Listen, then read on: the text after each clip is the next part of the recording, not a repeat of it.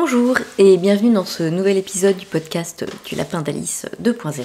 Je suis Alice et je suis ravie de vous retrouver enfin pour papoter couture et tricot après le long tunnel de la rentrée. Bref. Donc on se retrouve pour un épisode classique avec une partie tricot par laquelle on va commencer et une partie couture. Vous voyez, la fatigue est bel et bien là. Donc, et une partie couture après. Et je vous indiquerai le temps où celle-ci débutera. Voilà. Avant, juste un petit point sur ce que je porte. C'est mon pull Timeless Henley, je crois, de Roré Locatelli, que j'avais tricoté il y a un petit temps, en laine de la bien-aimée.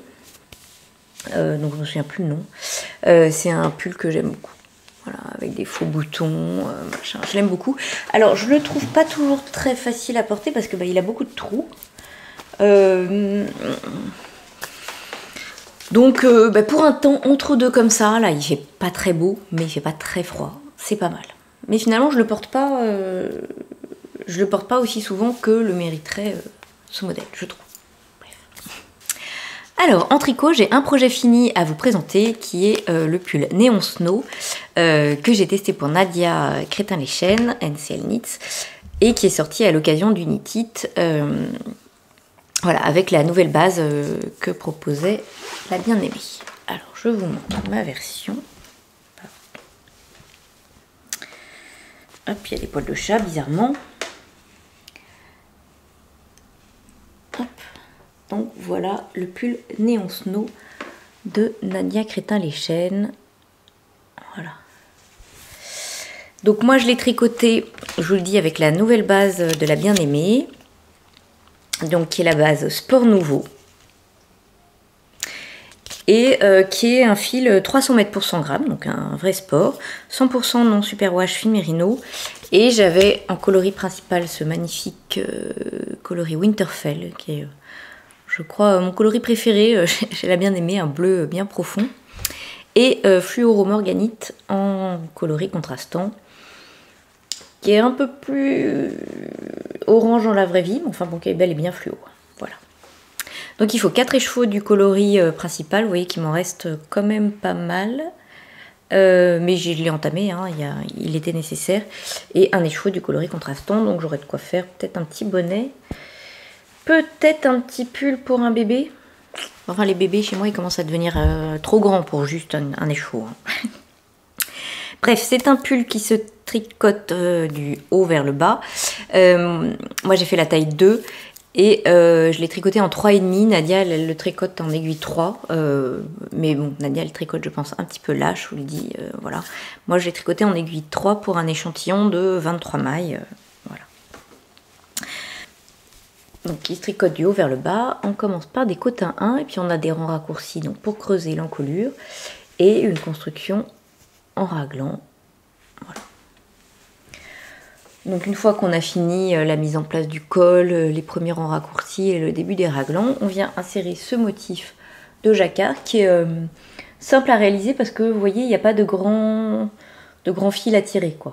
Hein, donc voilà, ça se passe très bien, le motif est simple et très visuel, hein, donc bon voilà, il n'y a pas de difficulté.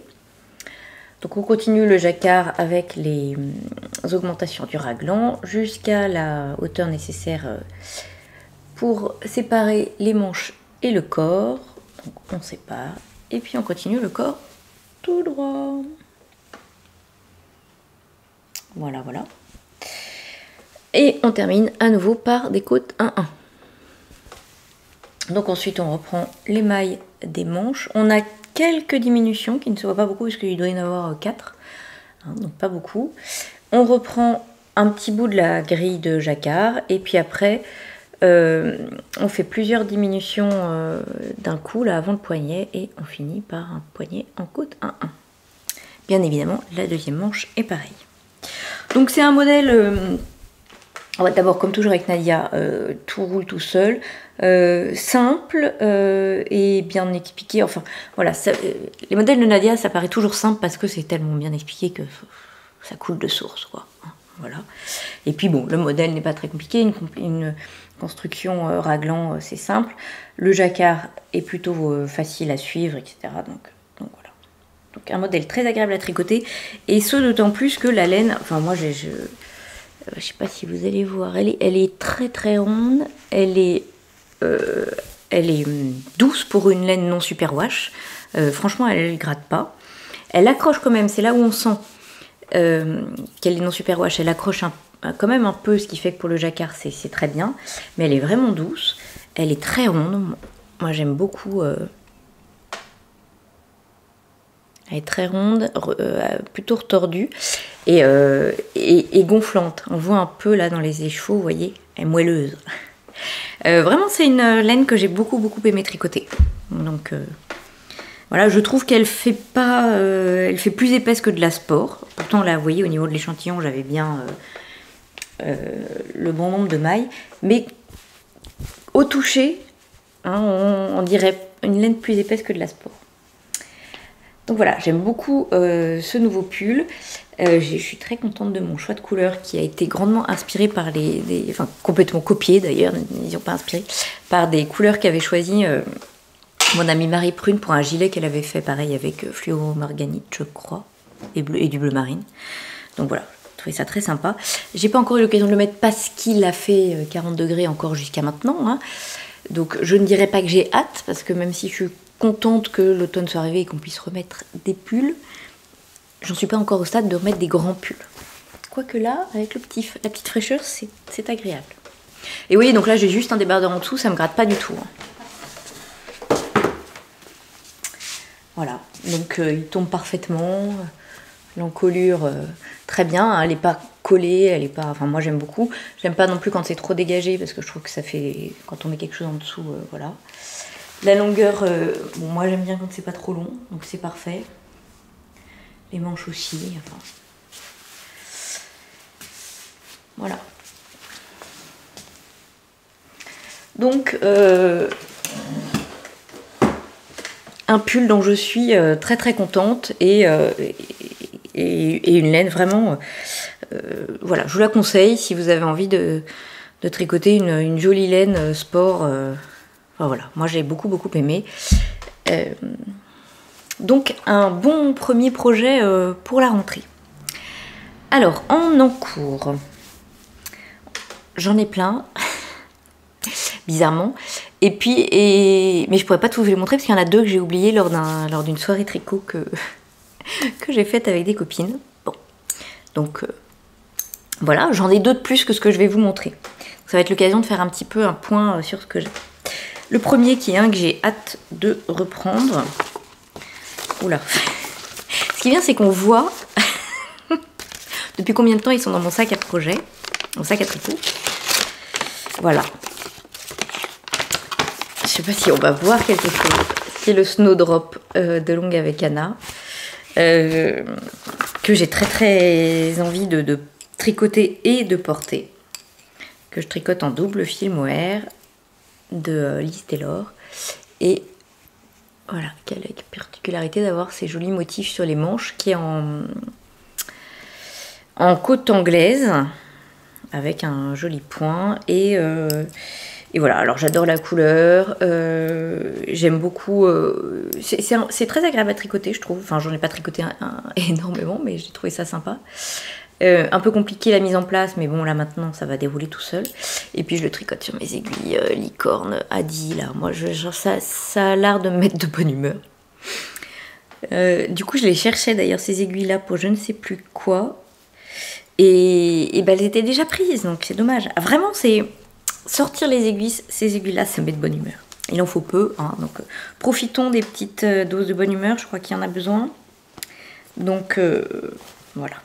Donc ça, c'est un des projets, pas les premiers, parce que je ne sais pas s'il y en a d'autres, un des projets que j'aimerais bien reprendre rapidement. Alors, un deuxième projet qui lui aussi a des aiguilles licornes, il y a peut-être un... que j'aimerais bien reprendre, c'est... Alors, comment il s'appelle, lui? Entre temps, j'ai oublié les noms, bien sûr. Ah, le pull Mona de Irène Lin. Alors lui, je vous l'avais montré déjà aussi, qui est un pull que je tricote, que j'ai pas mal avancé, lui, et que j'ai dû arrêter pour manque de laine.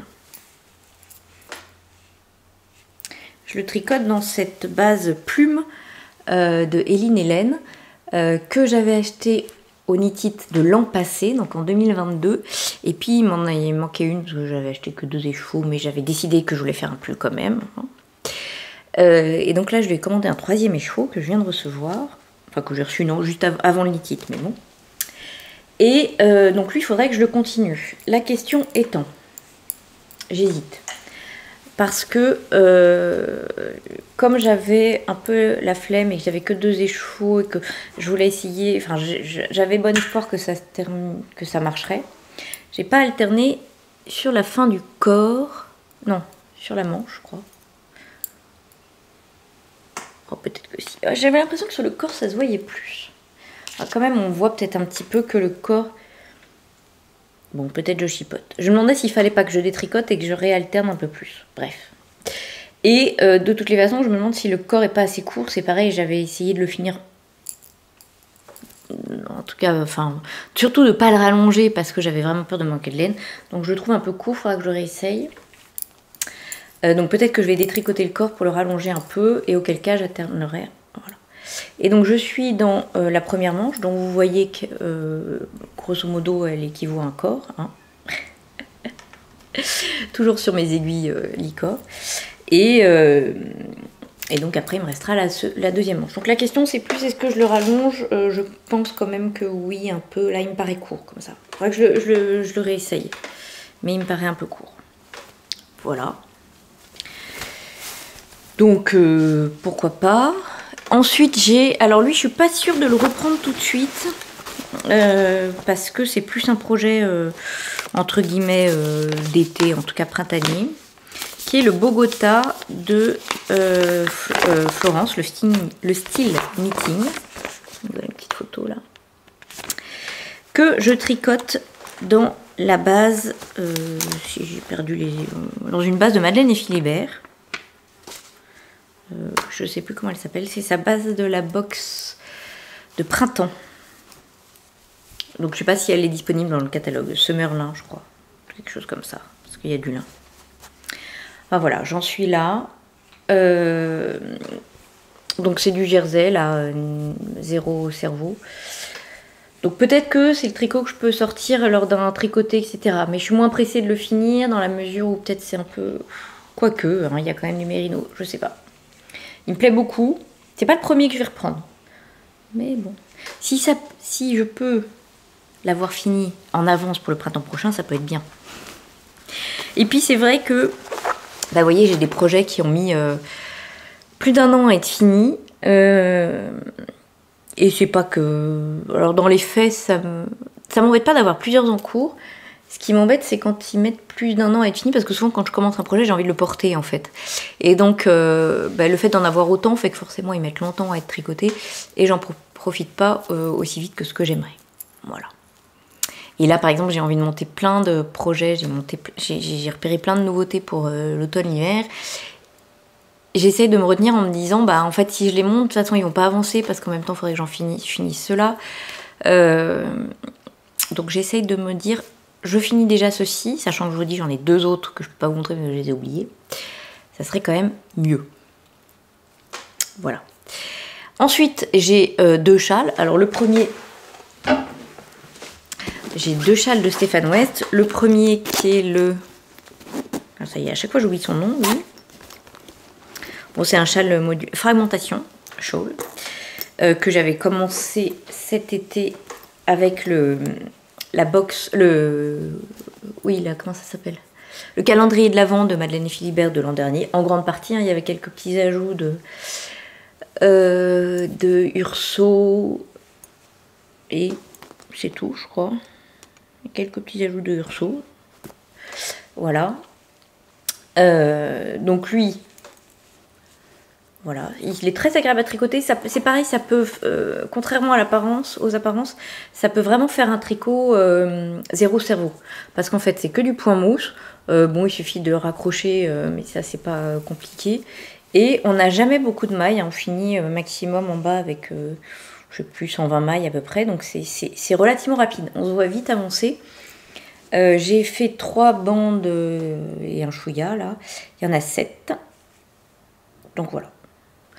Et lui, j'ai bien envie de d'avancer aussi, mais quand j'aurai fini, le dernier et non des moindres, le châle mystère de cette année, le Geo Gradient Shawl.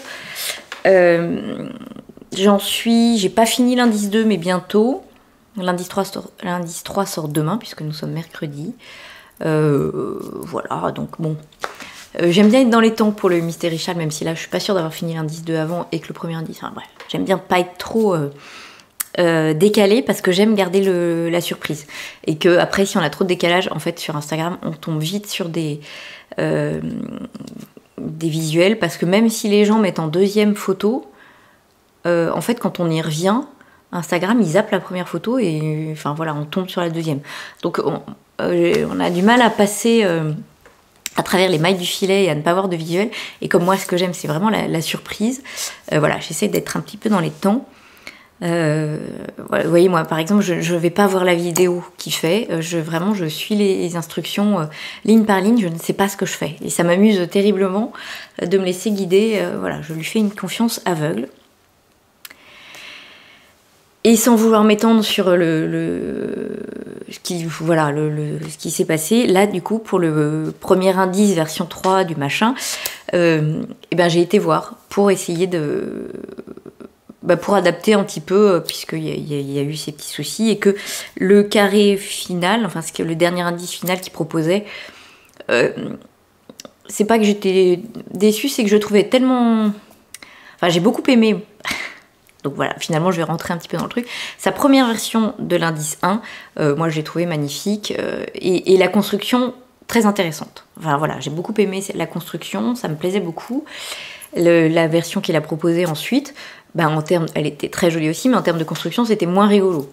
Donc j'ai eu envie d'ajouter quand même un petit truc, vous savez que moi j'aime bien quand il y a un petit twist voilà, dans la construction. Alors où est-il mon châle? Ah, il est là-bas. Donc là je vais vous montrer ce que j'ai fait. J'ai fini l'indice 1 qui est personnalisé, puisque bon en gros voilà, et j'ai pas tout à fait fini l'indice 2, j'ai fini la première moitié.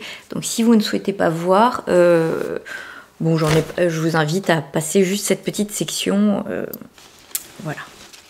Donc moi je le tricote avec 4 fils, 4 couleurs que j'ai achetées chez Sock Una Troca Onitite. 5 minutes avant que ça ferme, j'ai vu les copines revenaient toutes les unes après les autres avec des combos de plus en plus beaux, enfin, tous plus beaux les uns que les autres de chez eux. Moi j'avais acheté un combo chez eux il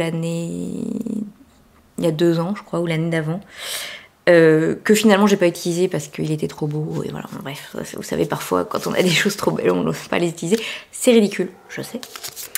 Bref, donc j'ai craqué et j'ai été m'acheter un combo. Et comme j'avais très envie d'un châle dans les rouges, je suis partie sur, si j'arrive à tous les mettre dans ma main, c'est jamais facile. Ceci.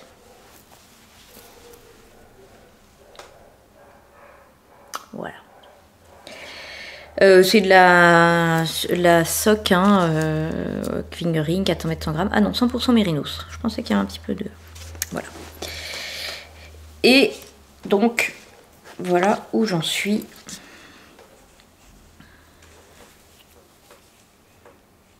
Donc le premier indice, c'était un carré. Moi, j'ai commencé le carré, voilà. Et en fait, normalement, il devait continuer jusque là. Et là, je me suis dit, bon, ok, j'ai fait le carré avec un premier rang avec toutes mes couleurs. Là, j'avais envie d'ajouter un twist. Et comme j'avais cette tresse là du twist and turn de l'année dernière que j'avais adoré. J'avais vraiment trouvé ce truc mais tellement génial. Je me suis dit allez, pourquoi pas le refaire. J'avais de toute façon en tête depuis que je l'avais fait l'an dernier de réutiliser des détails dans un autre design, dans un autre projet. Donc voilà, donc là il suffit en fait, vous voyez, de à chaque fois rabattre des mailles, les remonter, et puis en fait on vient les tricoter finalement pour faire ces tresses. Donc je suis assez contente, juste un petit twist. Et du coup, pour accompagner ça, j'ai fait des rayures 2-2 au lieu des rayures 4-4. C'était ce qui était préconisé dans le challenge l'an dernier, j'ai juste repris les explications en fait. Et puis l'indice 2, on fait cette espèce de chevron, comme ça là, On est à nouveau en rayure 4x4. Je dis pas de bêtises, oui. Donc par couleur, avec des petits jeux de trou-trou. Et il proposait d'ajouter le mohair d'air. Donc je me suis dit, mais pourquoi pas? Pourquoi pas? Du coup, là, j'ai fouillé dans mes restes. Alors, j'avais un petit reste de mohair à paillettes là, de la droguerie. Donc, j'ai pas eu assez. Donc, pour la deuxième partie, je suis partie sur un autre mohair écru, là, tout simple, qui vient de chez Crème Que, je crois. Et puis, j'avais un reste de mohair rose qui venait de je ne sais où. Si, de Arco Iris, je crois. Que j'ai mis là, et c'est pareil, j'en avais pas assez, du coup j'entame un écheveau de laine amourée. Ah oui, je l'ai même pas détricoté parce que je pense que j'en aurais juste besoin d'un petit peu. Enfin, je l'ai même pas bobiné. Voilà, j'entame ce mohair là pour faire la deuxième le deuxième chevron de ce deuxième indice. Voilà. Parce que ça, j'avais acheté pour faire un pull, mais je pense que s'il me manque 10 grammes, ça ira quand même. Voilà. Voilà, donc écoutez, bah, je me régale comme d'habitude. Voilà, hein, le tricot, c'est du bonheur. Bref, et je vais quand même vous montrer. Ah, attendez, c'est encore en bas. Je vais quand même vous montrer le premier indice que j'avais réalisé, que j'ai donc fini. En fait, ce qui s'est passé, c'est que j'avais commencé l'indice hein, dès le début, et puis est arrivé voilà la polémique machin, et il proposait au début juste de changer un petit peu le premier indice. Enfin voilà, donc moi j'ai fait ça, j'ai changé le premier indice, et finalement 2 jours après il nous dit bah non, je préfère qu'on parte sur autre chose. Enfin voilà, il a eu raison, il voulait passer à autre chose, et très bien. Sa vidéo m'a fait beaucoup de peine. En plus, enfin, je sais pas moi, pour moi, il dégage de la bienveillance, de la gentillesse, la joie du tricot. Enfin, on est là pour s'amuser. Et puis c'est Stéphane West, je veux dire, je l'aime, hein. Donc voilà, je voulais vraiment être enfin, voilà, partager cette joie du MCAL avec lui. Donc c'est pour ça que je suis repartie sur un nouvel indice. Mais j'avais fini entre-temps le premier carré. Et donc je résiste pas à l'envie de vous montrer. D'abord, on n'y voit rien parce que j'ai changé un petit peu, et puis je le trouve trop beau. Voilà, donc moi j'avais juste changé l'alternance des rayures, histoire que, a priori, puisse rien imaginer. Alors moi je n'imagine rien, je ne sais pas, vous me direz. Et je le trouvais trop beau, et je me suis dit, bah, pourquoi pas après l'utiliser, non, autre chose, un autre châle, etc. Et puis lors de ma soirée tricot, là, il y avait Alice Hammer à côté de moi qui me disait, mais pourquoi pas en faire un coussin? Et je trouve que c'est une super idée. Donc je pense que celui-ci, je vais peut-être le doubler de tissu plutôt, parce que tricoter un carré plein, voilà. Qu'il faudrait une laine assortie, et que du coup par contre j'aurais plus assez de laine parce que je les aurais utilisées dans le châle. Donc voilà, je vais le doubler en tissu pour faire un coussin. Bon, je suis pas sûre que l'homme apprécie d'avoir ça sur son canapé, mais tant pis. Voilà, bon, voilà pour cette longue partie tricot. J'ai l'impression d'avoir parlé beaucoup. Et on va passer à la partie couture. Ce qui est bien, c'est qu'entre-temps, je me suis un peu réchauffée. J'aurai plus le courage d'essayer des 3 petites robes parce que, oui, en couture, je vais vous présenter des choses d'été. A tout de suite pour la partie couture. Alors, en couture, oui, vous allez voir, c'est encore un peu estival, voire beaucoup. Ben, il a fait tellement beau hein, que j'ai pas réussi à me résoudre à coudre des choses voilà, plus adaptées à la saison qui va venir. Alors, ben, oui, du coup, on va commencer par les choses estivales. Et vous allez voir aussi qu'il y a quand même quelques flops.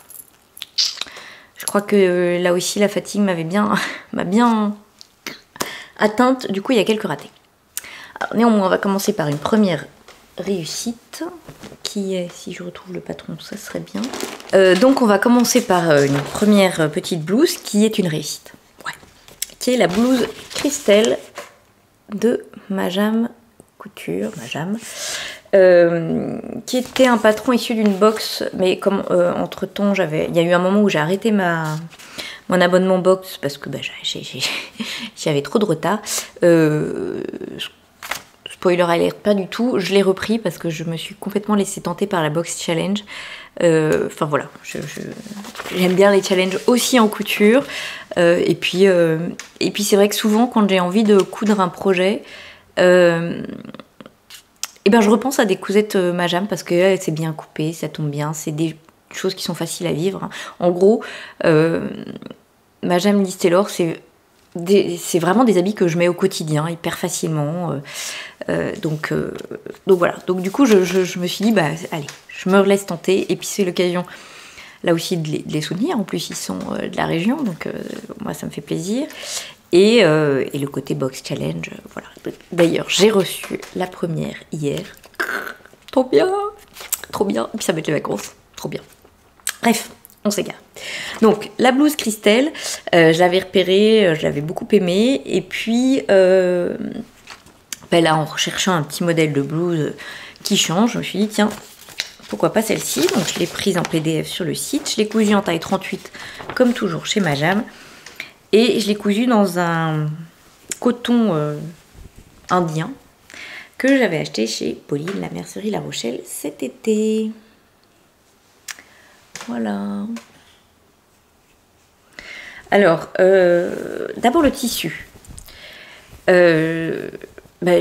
J'adore. C'est hyper agréable à porter parce que c'est un coton très très léger, très respirant. Et puis alors à coudre, c'est un coton. Donc c'est d'une facilité déconcertante. Ce qui est pas plus mal, je me suis dit, pour ce modèle où il y a quand même pas mal de volants. Alors en fait, je m'en faisais... j'adore les volants, mais j'aime pas beaucoup les fronces. Et bien là, ce sont des volants sans fronce. Si c'est pas beau, ça. Donc c'est un modèle que je referai, certainement, même pour l'automne, là, en version manche longue. Hein, j'agrandirai juste les manches. Voilà.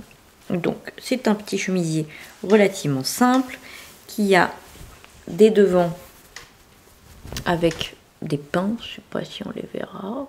Bon, il y a des pinces, croyez-moi sur parole. Le dos qui est simple, tout droit. Et puis donc ce col qui est en fait coupé dans l'arrondi, hein, ce qui fait ce côté volant qui est doublé et qui est maintenu par une parmenture. Voilà. Parmenture qui va hop, jusqu'à l'intérieur. Les manches sont toutes simples, il n'y a pas d'embu, il n'y a rien. Et là aussi, elles finissent avec un volant, hop, qui lui aussi est dans l'arrondi. Hein, donc voilà. Ensuite, on finit par un ourlet. Avec toujours, je sais pas d'ailleurs si c'est ce qui est préconisé. Moi, je finis toujours en faisant d'abord, en rabattant la parmenture, vous savez, endroit contre endroit. Et après, je viens faire l'ourlet, de façon à pas avoir un truc comme ça qui pourrait apparaître sur quand on ouvre un peu le volet, la chemise. Et j'ai terminé, je sais pas pourquoi. Peut-être que je me demande si c'était pas les boutons que j'avais achetés pour le gilet que je vous ai présenté là de Longue avec Anna. Je sais pas pourquoi j'avais ces petits boutons là de Liz Taylor à paillettes très jolis. Mais je me suis dit que de toute façon pour le... Je crois que c'est ça, je les avais achetés pour le gilet de Longue avec Anna. Mais je me suis dit qu'il serait un petit peu petit pour un gilet au tricot. Et que par contre ils allaient donc très très bien. Enfin, on les voit pas. Mais vous savez, moi j'aime bien quand ils se voient pas. Ils sont beaux mais on les voit pas, c'est idiot. Bref, ça allait très très bien avec ma chemise. Voilà, donc cette petite chemise qui est vraiment un modèle simple et rapide, je vous dis surtout quand on le coud en coton, et que j'aime beaucoup et dont je suis ravie du résultat. Voilà, donc je pense que vraiment je vais la refaire en allongeant un peu les manches pour ces périodes un peu plus fraîches. Alors je la passe pour vous montrer ce qu'elle donne portée. Donc, vous voyez qu'elle a un très joli décolleté, le petit volant. Les manches qui ont une longueur, mais je me dis même pour maintenant, avec un gilet. Et voilà.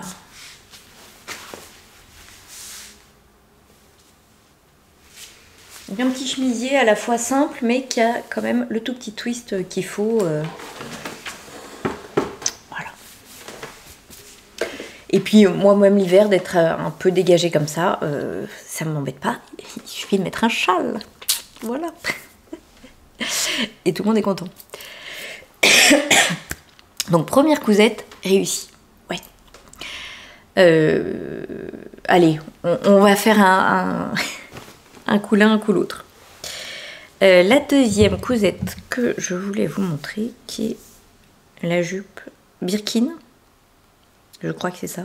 Et la jupe Birkin de Bertina Paris. Je vous mettrai un petit visuel parce que j'ai pas le... Enfin, parfois sur les PDF, ça j'aime bien. Hein, voilà, il y a la première page comme ça. Parfois, le PDF, c'est le patron directement. Et auquel cas, je n'ai pas de visuel à vous présenter. Parce que je ne m'amuse pas à imprimer une page de visuel spécialement. C'est rare. Donc, je vous incrusterai une petite image qui est une jupe que j'avais cousue un peu dans l'idée... vous savez que j'adore la Jaya de PM Pattern, j'en ai 150 000 et de temps en temps je me dis pourquoi pas essayer de changer un tout petit peu. On est dans la même idée que la Jaya avec un empiècement à la ceinture machin. Je sais pas si je peux vous montrer un peu, vous n'allez pas voir grand chose. Donc un empiècement à la taille, ce qui fait que les fronts entre guillemets ne partent pas tout de suite de la taille, et une jupe longue, midi, voilà. J'ai essayé. Alors en vrai elle est très bien, c'est juste qu'elle est trop petite. Qui m'énerve. Donc j'ai cousu une taille 38, j'avais regardé mes mesures, hein, ça allait, j'ai cousu une taille 38, et elle est trop serrée à la taille, et je trouve en plus que l'empiècement est un peu trop haut. Alors ce qui saute pas aux yeux comme ça, alors je vous la montre. En plus je l'ai cousue dans un tissu que j'adore, parce que sinon ça serait pas bien. Donc une viscose que j'avais achetée chez Pauline la Mercerie La Rochelle, hein. Donc c'est une jupe, vous voyez, un peu style Jaya, avec un empiècement à la taille, qui est entoilé que la partie intérieure. Et puis après, donc on a la jupe, vous voyez, qui est froncée. Donc le dos, il est tout simple. Et le devant, ce qui me plaisait beaucoup, est fendu. Est-ce qu'on va voir? Voilà, là il y a la double surpiqûre, et puis hop, il y a la fente, qui remonte assez haut, hein. Et puis après, c'est tout simple. Et qui est fermé sur le côté par une fermeture éclair invisible. Alors, donc, mis à part qu'elle est trop petite, sinon, les explications sont bien. Après, on aurait pu faire un double rentrée. En même temps, je ne l'ai pas fait. Hein. Bon, là, j'ai suivi souvent, la première fois que je couds quelque chose, je suis les explications à la lettre. Bon, les explications sont correctes. On va pas chipoter, elles sont correctes. Le modèle n'est pas très compliqué, hein, donc il n'y a pas de souci majeur là-dessus. On fait juste, donc pour la fente devant, c'est en ça que je vous dis, voilà. Pour la fente devant, on fait juste un repli surfilé et puis qu'on surpique. Donc là, on aurait pu faire un double rentrée, ça aurait été plus joli dans le cas où la jupe s'ouvre un petit peu, mais bon, comme de toute façon le tissu est blanc à l'intérieur, voilà. Et puis, du coup, pareil, en bas, comme on fait d'abord le repli de la fente, après on a l'ourlet du bas de la jupe qui revient par-dessus, ça fait cette fameuse petite épaisseur que j'aime moins, enfin voilà. Bon, il n'y a rien de grave, quoi. Mais surtout, elle est trop petite. Enfin, je rentre dedans, hein. Mais alors honnêtement, faut pas que je respire. Et alors j'ai pas tenté, je l'ai même pas porté. Hein, parce que je pense qu'après un repas, là je respire plus. Bon.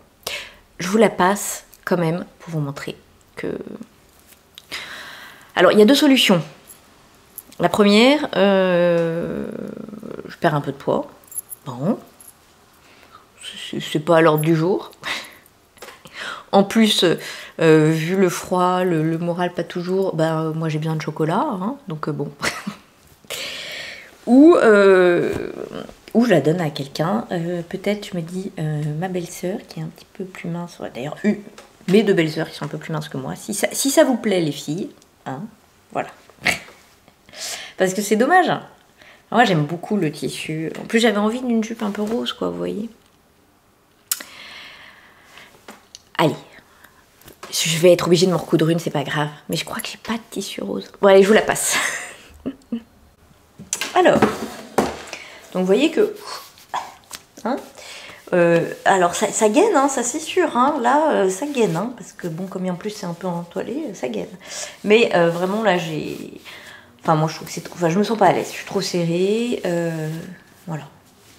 Donc c'est dommage, parce qu'il manque pas beaucoup, mais voilà. Après avec la fonte, qui est peut-être un peu trop... Ouais, non, je suis... elle est presque un peu trop sur le côté. Je sais pas si vous allez voir. Vous voyez où elle arrive. Moi je trouve qu'elle aurait été 2 cm plus à gauche, c'eût été mieux. Bon, je chipote, hein. Voilà. Mais sinon, elle était jolie, puis ça a changé un petit peu. Et j'arrive pas à savoir si ça vaut le coup que je me la refasse une taille au-dessus ou si c'est quand même une coupe qui me va moins bien que la Jaya. Alors là, j'ai l'impression qu'en fait, ça me plaque tellement qu'après ici, ça fait ressortir un petit peu. Après, c'est peut-être juste parce qu'elle est trop serrée. Ouais, j'ai l'impression que l'empiècement de la Jaya est mieux fait une ligne plus jolie. Bon, voilà. Voilà, voilà. C'est dommage, hein. C'est dommage. C'est comme ça. C'est comme ça. Bon, voilà pour ce raté de taille. Alors ensuite, on va passer sur un petit projet rapide, mais qui n'est pas raté. C'est bien de temps en temps. J'avais craqué sur une box de Jolie Lab, la box Rachel. Ah, on va laisser passer l'avion. Qui est ce t-shirt. Vous savez que voilà, j'aime ce type de t-shirt avec une petite encolure. J'avais cousu le t-shirt Agnès de Tilly and the Button, qui a un peu le même type d'encolure, par contre qui est plus cintré et plus près du corps. Celui-ci est près du corps mais un peu moins. Et puis surtout il proposait 2 très jolis jersey côtelés qui moi enfin voilà, ça me plaît parce que ça fait uni sans être complètement uni. Et donc j'avais choisi, ils vendent ça par kit, il y avait 2 couleurs, j'avais choisi bleu ciel et bleu marine. Donc j'ai cousu le bleu ciel en me disant que justement ça me ferait mon t-shirt uni pour l'été. Je l'ai réalisé en taille 38 aussi, tout est fourni dans le kit, on a même l'élastique, là vous voyez j'ai celui du bleu marine pour faire les fronts à l'encolure, donc voilà, ça c'est top. Donc voilà ma version. Donc le jersey est absolument canon. Alors, très belle qualité, très doux, facile à travailler parce que c'est un jersey de coton, hein, donc ça bouge pas trop. Voilà. Et le patron est en fait très simple. Vous avez un dos, tout simple. Un devant qui est tout simple en fait. Et vous allez faire le twist en venant coudre l'élastique. Voilà. Alors je reviendrai là-dessus après. Bon, vous avez les manches qui sont là aussi toutes simples et l'encolure que vous faites avec un biais fait dans le jersey, pardon.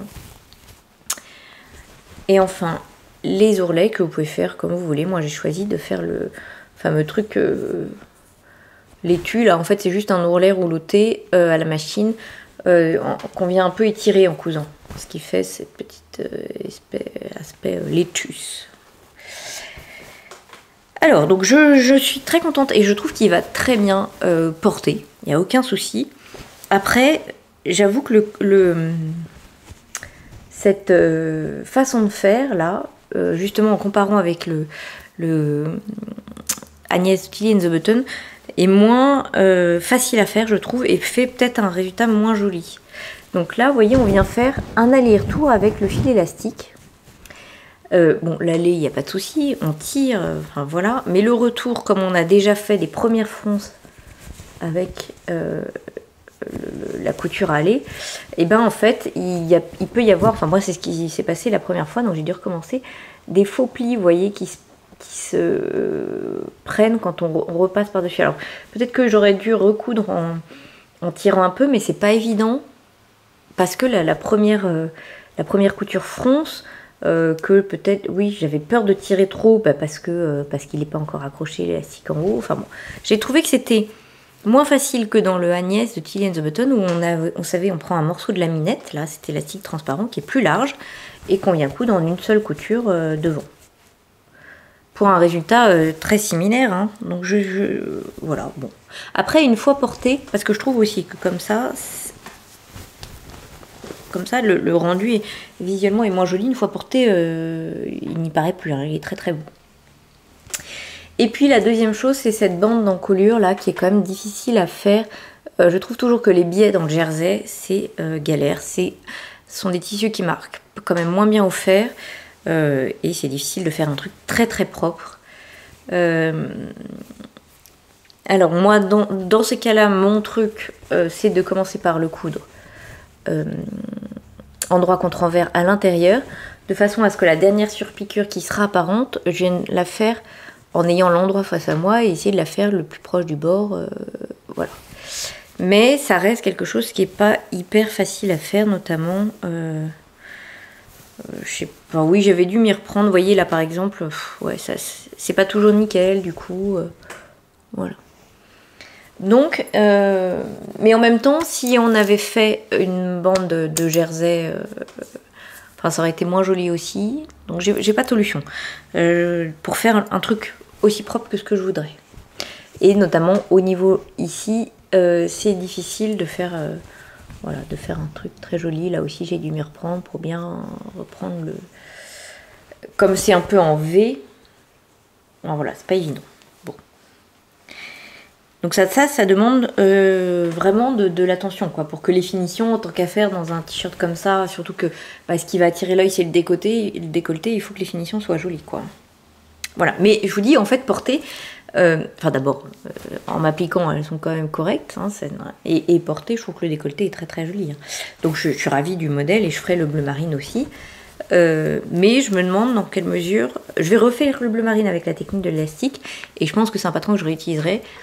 Je testerai la version laminette de celui de Tilly and the Button sur ce modèle-là. Parce que par contre, je préfère cette forme-ci qui est moins cintrée que le Agnès. Le Agnès, c'est vraiment... et donc, comme vous l'avez compris, j'aime pas forcément être très serrée dans mes vêtements. Donc là, carrément, j'étais vraiment gainée là aussi. Donc voilà pour ce petit t-shirt que sinon j'aime beaucoup et que je vous dis j'ai prévu de refaire déjà en bleu marine parce que j'ai le tissu en bleu marine. Je pense version manche longue et puis peut-être dans d'autres coloris après. Alors bah, je vais le passer par-dessus mon débardeur, hein. C'est pas ça qui va faire une épaisseur de fou. Et donc vous allez voir que porter le décolleté est très très joli, hein. C'est juste en fait à faire, j'ai trouvé moins facile. Et puis quand il est à plat, bon, il n'est pas fait pour être mis à plat. Donc, vous voyez qu'il est quand même moulant, mais enfin bon, je sais pas, je trouve moins gainant. Hein. Et vous voyez qu'en fait une fois porté, c'est très très joli. Hein. J'ai pas trouvé ça hyper facile à faire. Enfin, faire attention de ne pas reprendre des plis. Voilà. Voilà, sinon les petites manches sont très bien, l'encolure est très jolie. Voilà, c'est vraiment un petit t-shirt sympa. En tout cas moi qui, enfin, exactement ce que j'aime, quoi. Voilà.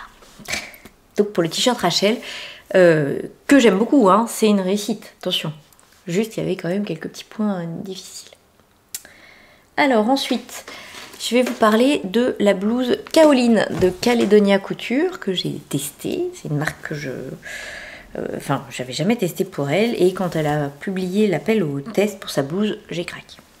J'ai craqué, c'est une blouse très bohème.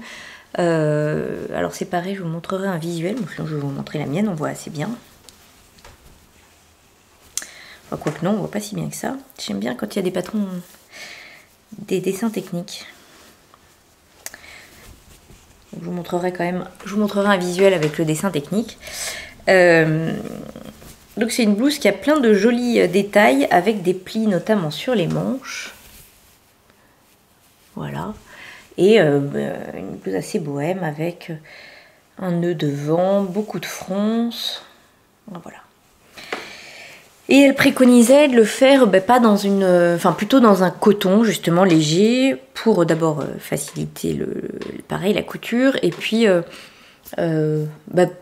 pour que ça soit léger aérien mais bon. Et puis moi je me suis dit tant qu'à faire, il faudrait que ça soit quelque chose d'uni. pour qu'on voit les jolis détails. Et je vais retrouver ce joli plumetis de coton que j'avais acheté chez Pretty Mercerie il y a longtemps. J'avais acheté en noir aussi que j'avais cousu. Et celui-ci, j'avais pas encore trouvé l'heureux élu. Et là, je me suis dit que ça lui irait très bien. Et hasard en plus, c'est que vous voyez que c'est un plumetis de coton qui a des lignes. Vous voyez, je sais pas, on va voir peut-être un peu mieux sur le corps. Il a des lignes. Voilà. Et c'est vachement bien tombé parce que vu la façon dont est coupé l'empiècement, je trouve que ça fait très très joli. On voit mieux porter, mais les lignes, elles arrivent en oblique devant. Je sais pas si on voit quoi que ce soit. Voilà. Et je trouve que ça fait super joli. Donc je suis ravie. Et d'autant plus que, alors là c'est vraiment le hasard, parce qu'on va voir, ma ligne oblique là, elle arrive pile dans la continuité de... Alors c'est pas complètement le hasard, parce que comme j'ai coupé les pièces au pli, au même pli, voilà, mais du coup ça fait super joli, je suis vachement contente, j'ai pas fait du tout exprès, et c'est formidable. Donc cette blouse que j'ai cousue elle aussi en taille 38. Je vais pas vous dire que c'est une blouse toute simple. C'est une blouse qui demande du travail. D'abord, toutes les coutures sont en couture anglaise. Et alors autant sur des coutures de corps comme ça, c'est pas compliqué, autant et bien sur les coutures par exemple en haut de l'épaule, je vais vous montrer, voilà. Notamment celle-ci, là, en haut de l'épaule, vous voyez là on est sur la manche. Et ici, c'est galère à faire parce que il y a forcément, quand on fait des marges de couture, il y a un décalage. Donc il faut prévoir où va arriver, enfin voilà. C'était compliqué ici à faire, celle-ci. Normalement les manches sont cousues aussi avec aux épaules avec une couture anglaise. Là j'ai dit non parce que en plus je trouve que ça fait trop d'épaisseur. Enfin voilà, moi je voyais pas l'intérêt. Mais sinon tout est cousu avec des coutures anglaises, donc les manches aussi, les coutures sous les manches. Je suis perdue en fait. L'intérieur des manches est aussi cousu avec une couture anglaise. C'est pareil, je sais pas si c'est... Bon, moi je trouve ça très joli les coutures anglaises. Et je trouve ça très joli sur des tissus quand on voit l'intérieur par transparence. Sinon en fait je vois pas bien l'intérêt. Moi j'ai une surjeteuse qui fait des jolis surjets. Bon. Alors oui, c'est vrai que c'est moins joli ça qu'une couture anglaise. Bon, en même temps c'est propre, mon vêtement est bien fini et a priori je ne le porte pas sur l'envers. Bon. Et en plus je trouve que vraiment dans les lignes droites, ok ça se fait, dans les arrondis c'est vraiment compliqué. Surtout pour peu que je vous dis les marges de couture. En fait quand on fait des marges de couture, je vous fasse un petit schéma. Parce que j'ai un bic. Si je vous montre la manche là, et ça dépend comment sont faites les marges de couture, mais si les marges de couture sont faites par exemple, vous voyez, comme ça. Et pareil pour le bas de la manche. Ça veut dire que quand vous positionnez votre manche, donc au départ, envers contre envers, pour faire la première couture de la marge de la couture anglaise, il faut prévoir que ce qui va se correspondre c'est cet endroit là et cet endroit là et pas votre bord de tissu à l'endroit où vous allez coudre. C'est vachement clair ce que je dis. Donc la première couture que vous faites, vous allez la faire à 1 cm du bord fini, sachant que la couture définitive sera à 1,5 cm. Donc il faut prévoir que c'est pas seulement l'endroit où vous allez coudre tout de suite, mais l'endroit où vous allez coudre ultérieurement. Voilà. Donc du coup, je trouve que pour positionner bien les tissus comme il faut, c'est compliqué. Et notamment après, moi j'ai eu un décalage. Parce que une manche je l'avais bien fait, mais la deuxième je l'avais mal fait. C'était peut-être... Enfin, il faut quand même que les tissus après arrivent bord à bord pour pouvoir venir coudre bien votre manche à l'emmanchure. Et si vous ne placez pas correctement vos marges de couture, vous avez un décalage qui peut vite aller jusqu'à 1 cm. Et auquel cas, vous allez coudre votre manche. Vous avez votre emmanchure qui sera que là il y a un petit décalage. Il y avait un... Vous voyez mon emmanchure là. Donc là ça serait l'empiècement du dos. Là c'est le corps du dos. Et vous voyez l'emmanchure, il y a un petit décalage ici parce que j'avais pas suffisamment fait attention à la façon de placer mes marges de couture avec le jeu des coutures anglaises. Donc concrètement, je suis pas certaine que ça soit nécessaire, et je la referai parce que je l'aime beaucoup, mais je ferai pas les coutures anglaises partout. Hein, vous voyez, là c'est pareil au niveau de l'empiècement. Là. Et pareil pour l'empiècement du dos, bah, je pense que je les ferai pas. Je pense que je les ferai pas parce que je vous dis, ça m'avait fait un décalage au niveau ici où on va venir coudre. Donc là, c'est au niveau de l'emmanchure pour préparer le positionnement de la manche. Bon, je trouve que ça fait quand même un peu des épaisseurs, malgré tout. Un peu plus que si on fait que des coutures classiques, quoi. Donc, et puis, typiquement, sur l'avant, et ben en fait, oui, alors remarquez, c'est plus joli quand on refait, si par hasard ça remonte au niveau de la fente, mais enfin bon, je suis pas sûre que ça soit nécessaire.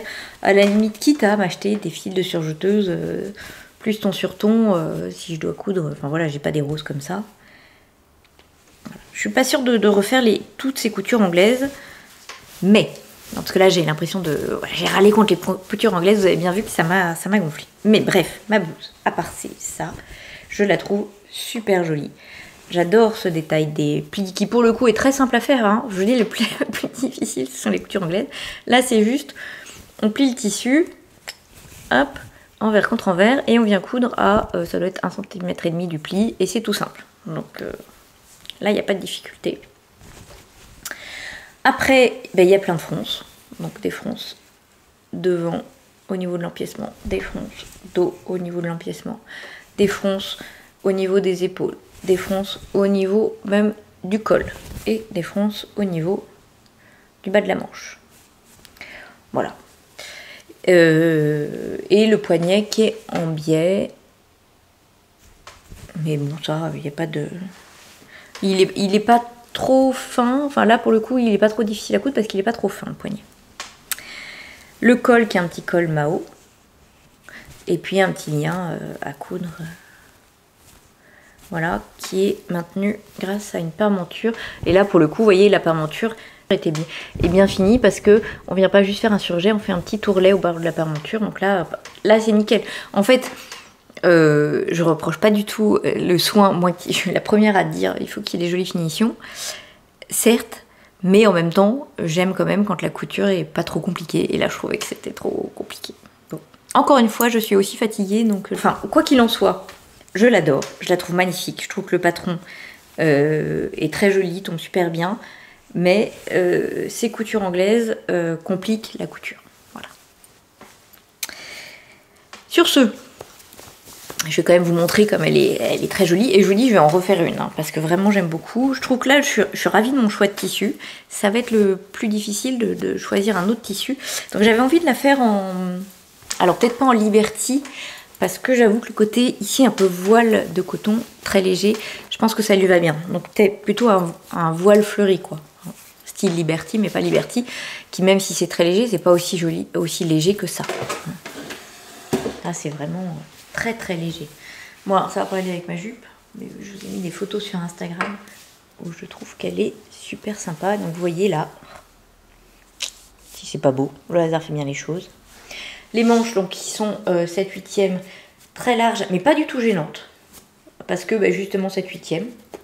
On peut quand même remonter le poignet s'il y a besoin. Bon, voilà. Donc, non, vraiment très sympa. Et donc, une blouse que je referai, je vous dis, avec plaisir. Voilà, j'étais ravie de tester. En plus, c'est un modèle qui change aussi par rapport à ce que j'ai. Donc, je suis très, très contente. Alors voilà pour cette couture, une avant-dernière avant celle qui fâche. Une avant-dernière très rapide qui est mon pantalon Massimo de Majam toujours. Alors là aussi, c'était le patron de la box de septembre, donc non, de août, oui, c'est écrit en plus en gros dessus. Donc j'étais pas encore réabonnée, mais j'ai craqué. J'ai été acheter la box au magasin parce que, enfin, je veux dire, ce tissu, quoi. Ce tissu, puis j'avoue que le grand pantalon très large, je trouvais ça hyper sympa. Alors, c'est une cousette, mais instantanée, surtout quand moi, comme moi, vous n'aimez pas les poches, et donc vous ne faites pas les poches. Peut-être y a-t-il un brin de flemmardise. Non, c'est juste que j'ai pas les poches. Donc, c'est juste, voilà, 2 jambes. C'est un pantalon à 2 jambes. Logique jusque-là, mais très très large. Donc, et c'est tout. Et des poches si on veut qu'on insère dans la couture, que moi je n'ai pas faite. Parce que, d'abord si j'en ai, je mets les poches dedans. Et je vous l'ai dit, ma maman m'a toujours répété, et ma grand-mère, que c'était pas élégant. Bref, donc voilà. Et puis aussi, je trouve que ça fait des paquets. Donc il n'y a pas besoin. Et donc, si on fait pas les poches, il n'y a que les jambes. Et puis la ceinture, on a le choix entre une pièce de ceinture dans le même tissu qu'on vient élastiquer ou un élastique noir tout simple, ce pourquoi j'ai opté. Bon, le pantalon étant tout simple, la couture est très simple. En plus, avec les explications de Majam, c'est parfait.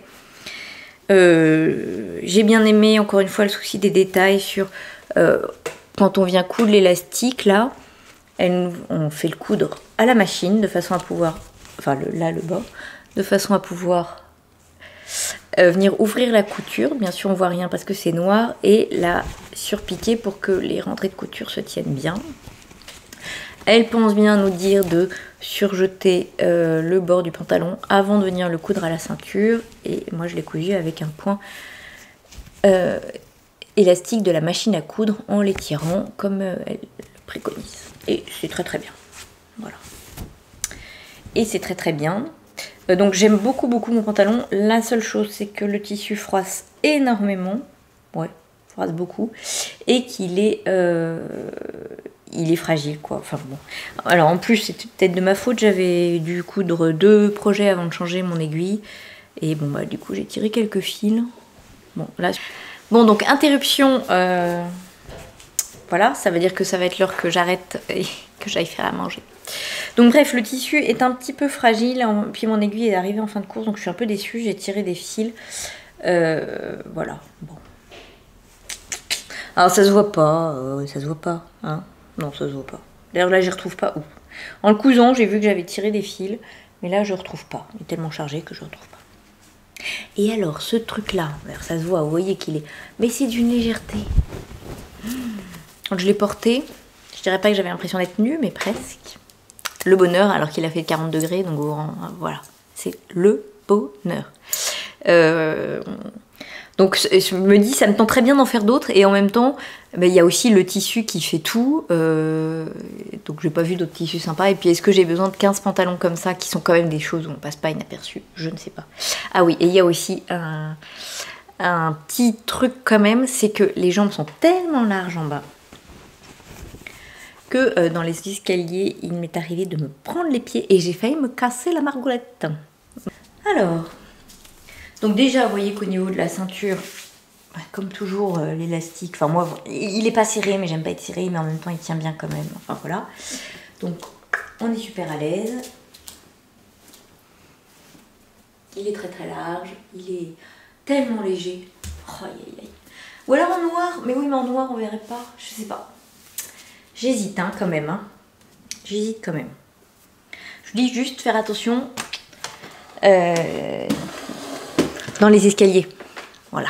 Pour pas tomber. Enfin, en tout cas, quand on fait des grands pas, à pas se prendre les pieds dans le pantalon.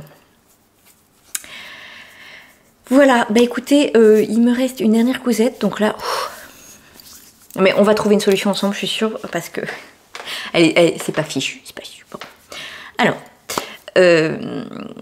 j'avais acheté en juin les patrons de 13 Coquelicot, le top Parme et la jupe Florence, qu'en fait on peut marier ensemble pour faire une robe qu'elle appelle Parme aussi, une robe portefeuille que, enfin voilà, moi j'avais adoré ces visuels, j'adore les robes portefeuilles, c'est pareil, j'ai à peu près, j'ai plein de patrons.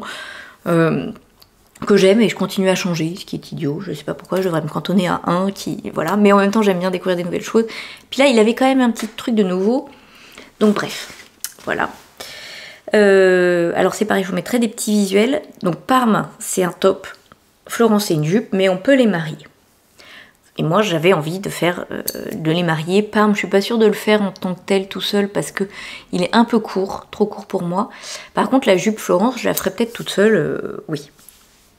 Mais j'avais envie de faire une version robe et j'ai fait directement dans mon très très beau tissu Listelor que j'aime beaucoup. Voilà. Donc, alors déjà, comme ce sont deux patrons séparés, qu'on peut coudre séparément ou mettre ensemble, j'ai trouvé qu'au niveau... ça, c'est pas très clair dans la réalisation. Vraiment, quand on prend le top Parme, on a l'impression... Enfin, il y a quand même les explications que pour... Enfin, si vous voulez, je sais pas comment vous dire. D'abord, c'est pas très clair, oui, dans les explications, ni dans le plan de coupe. Suivant si on veut faire le top ou la robe ou la jupe seulement. Notamment parce que dans les deux cas, on a la pièce de ceinture qui sont les mêmes puisque ça doit correspondre. Et en fait, c'est précisé nulle part que si je veux faire la version robe, bien sûr, c'est une évidence, mais enfin, vous savez, les évidences, parfois ça mieux en le disant, il ne faut pas que je coupe deux fois la ceinture. Hein. J'ai pas besoin de deux ceintures, j'en ai qu'une. Déjà, ça, j'ai trouvé que c'était un peu... Enfin, j'ai trouvé que c'était pas clair si on souhaitait faire la robe. Pour moi, les patrons sont vraiment faits pour le top et la jupe séparément. La version robe est pas, je trouve, très clairement expliquée. Mais bon, en fait, si on réfléchit 2 minutes, effectivement, on va pas avoir deux fois la pièce de ceinture. Voilà. Alors ensuite, donc ma robe, elle est très belle, hein, j'en suis ravie. Voilà, comme ça. En vrai, non, comme ça, on verrait qu'en bas, il y a un souci. Bon, je vous la détaille, après, je vous montre le souci. Donc, on a un dos avec des pinces, qu'on voit un peu par transparence. On a des devants avec des grandes pinces aussi, et qui sont finis par un... Comment on appelle ça? Une bande de propreté, quoi. Hein.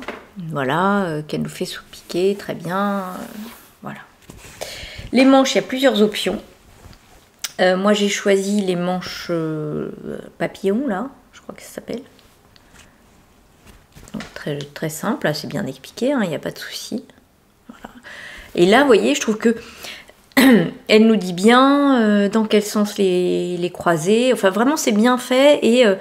Et par exemple, pour la jupe aussi, elle nous dit bien, bon, faites attention, il faut en couper une sur l'endroit du tissu, une sur l'envers du tissu. C'est juste ce passage. Je trouve, quand on veut utiliser les patrons pour n'en faire qu'un. Là, j'ai eu un tout petit peu de mal. On a la ceinture, donc, qui est des rectangles, dans lequel on vient insérer un lien sur le côté, et puis un lien, hop, devant. Alors là, mis à part que moi, je suis pas du tout latéralisée, que j'ai du mal entre... le devant gauche au porté, pas au porté, machin, j'ai toujours un peu de mal. Là, il n'y a pas de souci.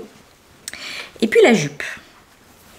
Donc la jupe, c'est une très jolie jupe qui est coupée, enfin voilà, avec un panneau devant, un panneau dos, voilà, et puis un autre panneau devant. Et je pense qu'elle aussi, alors pour faire la jupe, on vient faire l'ourlet devant, hein, qui est bien fait, enfin l'ourlet double, l'ourlet du bas, machin, donc tout, là c'est clair, il n'y a pas de souci, mais je pense que, l'erreur vient de moi, hein, je le dis, je pense que j'ai pas coupé un des devants de jupe dans le droit fil. Ça m'étonne, je vois que ça, parce que j'ai revérifié les pièces, le patron je l'ai correctement décalqué, si je tire un peu sur mes pièces tissu, en fait, elles correspondent en termes de taille, mais il y en a une qui, je pense, portée comme elle n'est pas dans le droit fil, se positionne mal et ça fait un bout qui dépasse. Voilà. Ah oui, et si, il y a quand même... Bon, bref, ça, je vais vous montrer.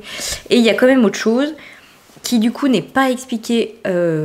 parce que je vous dis, la version robe, à mon sens, elle n'est pas suffisamment expliquée. Elle ne dit pas qu'il faut coudre le bouton à l'intérieur, par exemple. Enfin, il y a jamais on parle du bouton. Alors, est-ce qu'elle parle de la boutonnière? Peut-être bien. En tout cas, elle doit parler de la boutonnière. Mais bon, elle dit pas qu'il faut coudre le bouton à l'intérieur pour bien maintenir le côté cache-cœur, quoi. J'ai pas trouvé cette explication. Donc j'ai trouvé que la version robe n'était pas assez détaillée à mon goût. Voilà, si on veut faire le top...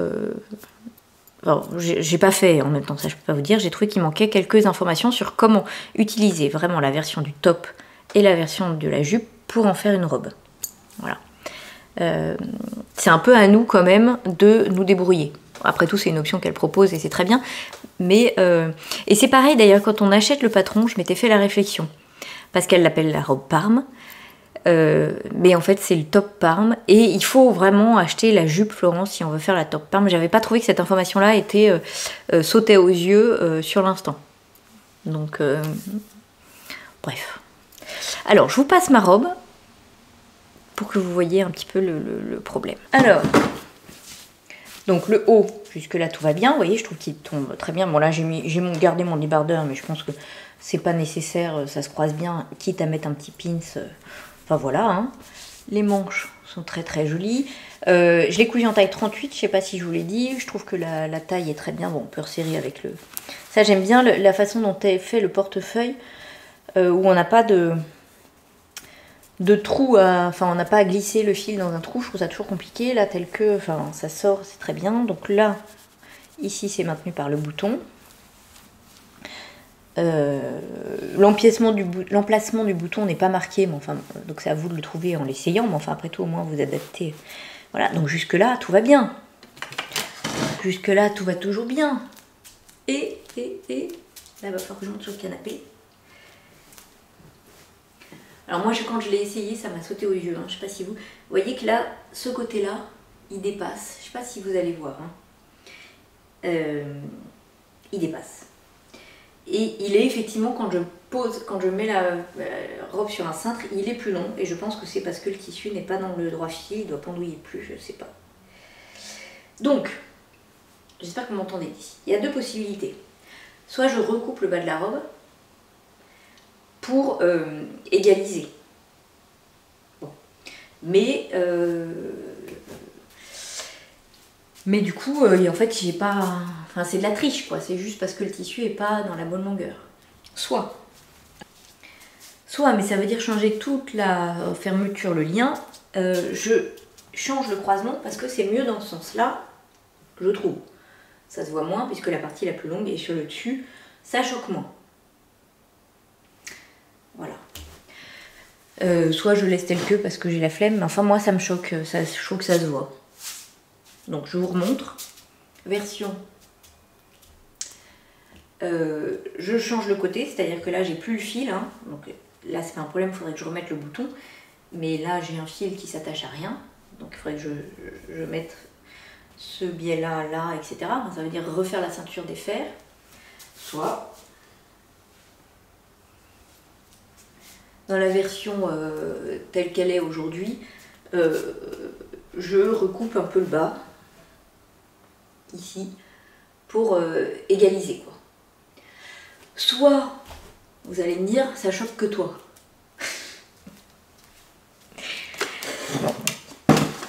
Je suis pas sûre que ça choque que moi. Mais sinon, je trouve qu'il est vraiment très très joli. Je trouve qu'elle tombe bien. Le système de fermeture est bien. Maintenant que je me suis un peu creusé la tête sur... Oui, il y a 2 fois les pièces de ceinture. Non, tu n'as pas besoin de couper 2 ceintures. Oui, il y a un bouton à coudre qu'il ne faut pas oublier. Parce que moi j'avais fini ma robe, machin. Puis je vais pour la mettre et je me dis... Tiens, le pan, il n'est pas du tout maintenu. Donc autant vous dire que le pan de dessous, il faisait... Bon, bref. Donc voilà, donc maintenant que je suis au courant de tout ça, que je trouve que le patron va bien, et que vraiment il faut que je fasse attention à couper ma jupe dans le droit fil, voilà. Je vais la refaire parce que je la trouve très très jolie, que c'est vraiment les robes que j'aime porter, et que j'avais envie de faire la version bohème au départ, sauf que la version bohème il faut plus de 3 mètres, je crois qu'il faut un peu plus de 3 mètres, et que j'avais pas ça en stock, donc voilà. Donc j'ai quand même envie de me faire la version bohème, mais bon. Donc c'est un loupé sans être un loupé parce qu'elle est très jolie, hein. J'adore le tissu, j'adore la forme, mais il y a ce problème qui pour moi me fait dire que tel que en l'état elle n'est pas complètement portable. Dites-moi ce que vous en pensez. Alors il y a la version dis ce que tu as envie d'entendre, mais si elle est portable. Et puis enfin voilà, quels seraient vos conseils? Est-ce que je recoupe le bas de la jupe ou est-ce que je change le système de fermeture? Voilà, recouper le bas de la jupe, c'est... Alors, ne rien faire, c'est la team 100% flemmarde. Recouper le bas de la jupe, c'est la team j'arrange un peu le truc moitié flemmarde et je change le système de fermeture, c'est pas du tout flemmarde. Bouge-toi parce que t'as un beau tissu, une belle robe, il faut tout faire pour que ça soit bien. Bref. Mais en même temps, et peut-être que vous avez des conseils sur ce qui serait le mieux à faire. Moi, il y a aussi ça, il y a le côté flemmard, mais en même temps, s'il faut que je démonte ma robe pour avoir une belle robe, avec des choses dans les règles de l'art, je préfère. Sachant que j'ai plus de tissu, hein, je peux pas recouper un autre pan de robe, ça c'est pas possible. Bon. J'aime beaucoup cette robe, elle a quelques défauts parce que j'ai pas fait suffisamment attention et je suis tellement déçue. Voilà, écoutez, pour cet épisode où j'ai l'impression qu'on ressent la fatigue accumulée et je cherche mes mots, je ne sais pas... Voilà, mais j'espère qu'il vous aura plu quand même et moi j'ai été contente de vous retrouver, de papoter de choses légères et gaies et colorées. Et puis j'espère vous retrouver bientôt parce que... Pas parce que ça y est, là j'ai envie de passer à la couture automne-hiver, donc du coup j'ai plein d'envie. J'ai notamment une veste à coudre, ça fait longtemps que j'ai pas cousu une veste. Et j'ai plus de veste de mi-saison, donc voilà. Donc ça me rend pleine de... Enfin voilà, j'ai hâte. Je sais pas, il faut que je fouille dans mon armoire voir si j'ai sûrement un tissu. Hein, voilà. Et puis avec les vacances qui approchent, je vais pouvoir coudre. Enfin j'ai prévu de faire... plein de petites choses pour mes nièces, donc ça me remplit de joie aussi. Voilà, voilà. Donc je vous remercie de m'avoir écouté, je vous remercie pour tous les gentils commentaires que vous me laissez. Et en attendant la prochaine fois, je vous dis bonne couture et bon tricot. Au revoir.